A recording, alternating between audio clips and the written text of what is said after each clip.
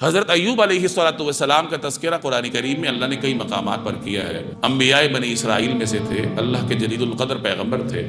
اللہ تبارک و تعالیٰ نے انہیں بڑی مقدار میں دولت سے نوازا تھا۔ کہا جاتا ہے کہ ان کی کوئی بہت بڑی زمین تھی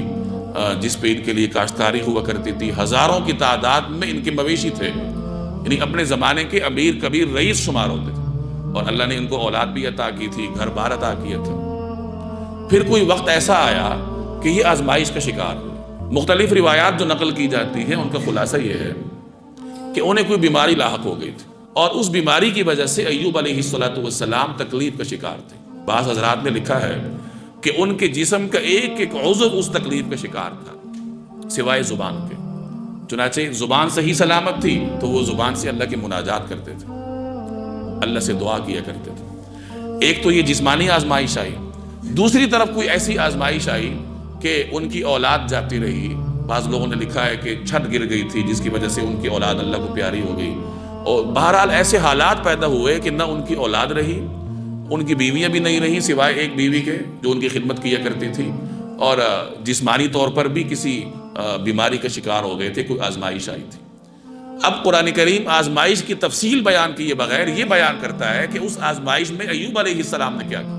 تو یہاں وہی بیان فرمایا کہ انہوں نے اللہ کو پکارا تھا، اور کیا کہا تھا کہ یا اللہ میں شیطان کی طرف سے دکھ اور اس تکلیف کا شکار ہوں۔ اور سورہ انبیاء میں آپ پڑھ کر آئیں کہ انہوں نے کہا تھا رب انی مسنی الضر، کہ یا اللہ مجھے یہ تکلیف پہنچی ہے، وانت ارحم الراحمین، اور آپ کیا ہیں؟ ارحم الراحمین۔ ادب دیکھیے ایک پیغمبر کا کہ یہ نہیں فرما رہے کہ یا اللہ آپ نے مجھے اس تکلیف میں مبتلا کیا، بلکہ یہ فرمایا جا رہا ہے، یہ عرض کیا جا رہا ہے کہ رب انی مسنی الضر، کہ یا اللہ میں تو اس تکلیف کا شکار ہو گیا ہوں، یہ تکلیف مجھے لاحق ہو گئی ہے، اور آپ ارحم الراحمین ہیں تو یہ تکلیف مجھ سے ہٹا لیجیے۔ یہاں جو فرمایا گیا کہ شیطان مجھے دکھ دے گیا ہے، اس کی تفصیل بعض حضرات نے بیان کی ہے کہ وہ ان کی اہلیہ جو ان کی خدمت کیا کرتی تھی، انتہائی وفا شعار تھی۔ اس بیماری میں بھی جب سب لوگ ساتھ چھوڑ گئے تھے، نہ مال رہا، نہ اولاد رہی، نہ زمینیں رہی، نہ وہ ریاست رہی، تو اس تنگی کے عالم میں بھی اس وفا شعار اہلیہ نے ان کا ساتھ نہیں چھوڑا، ان کی خدمت کیا کرتی تھی۔ اب شیطان نے